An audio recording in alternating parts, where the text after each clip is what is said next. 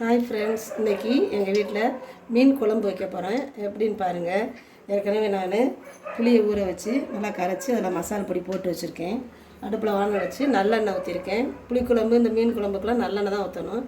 கடுகு போட்டிருக்கேன். கடுகு பொரிஞ்ச உடனே வெந்தயம் போடணும். போட்டு கொஞ்சம் 2-3 மிளகு, கொஞ்சோண்டு சீரகம் போட்டு எல்லாம் பொரிஞ்ச உடனே இந்த மீன் குழம்புக்கு கருவேப்பிலை இலைகள் நிறையா போடணும். போட்டோடனே கொஞ்சம் கருவேப்பிலை பொரிஞ்சோடனே கொஞ்சம் சின்ன வெங்காயம், தக்காளி, ஒரு பச்சை மிளகாவை கீறி வச்சுருக்கேன்.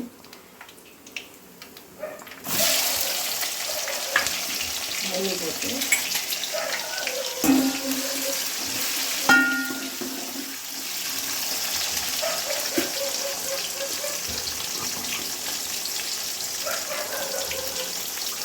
கொஞ்சம் பெருங்காயத்தூள்,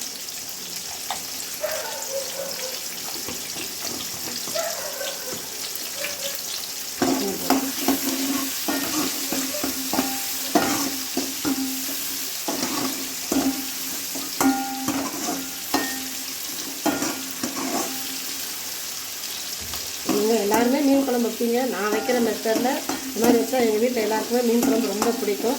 அதை நான் போடுறேன். உங்களுக்கு பிடிச்சா நீங்களும் இது மாதிரி செஞ்சு பாருங்கள். அதைக்காச்சு இந்த புளியை கரைச்சி வச்சுருக்கோம்ல, இந்த புளியிலே நான் குழம்பு மிளகாய் பொடியும் போட்டு கரைச்சி வச்சுருக்கேன். வீட்டிலையே அரைச்ச குழம்பு மிளகாய் பொடி தான். அதையே போட்டு புளியோடு சேர்த்து கரைச்சி வச்சுருக்கேன்.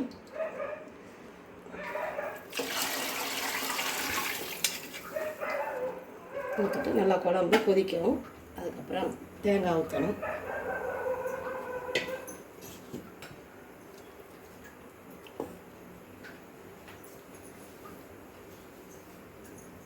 இந்த சைஸில் உள்ள ஒரு சின்ன தேங்காய் மூடியை ஃபுல்லாக திருகி வச்சுருக்கேன்.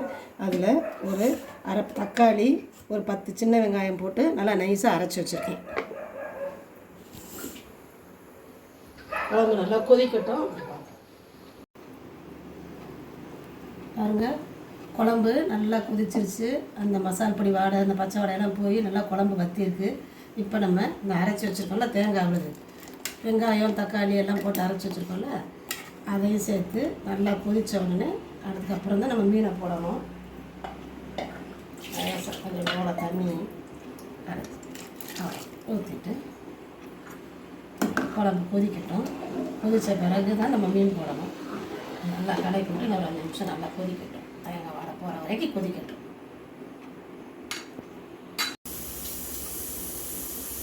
மீனை நல்லா கழுவிட்டு வந்தாச்சு.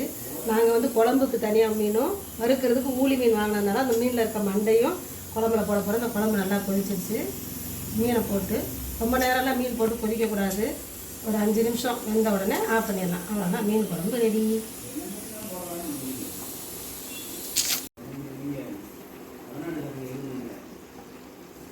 இப்போ மீன் போட்டு ஒரு 5லேருந்து ஒரு 10 நிமிஷம் கொதிச்சா போதும். ரொம்ப நேரம் வேக வைக்கக்கூடாது. அவ்வளோதான், குழம்பு முடிஞ்சிருச்சு. ஆஃப் பண்ணிடலாம். அவ்வளோதான், முடிஞ்சு போச்சு. சூப்பரான சுவையான மீன் குழம்பு தயார். இதே மாதிரி அளவுகளோட நீங்களும் உங்கள் வீட்டில் இந்த மீன் குழம்பு செஞ்சு பாருங்கள்.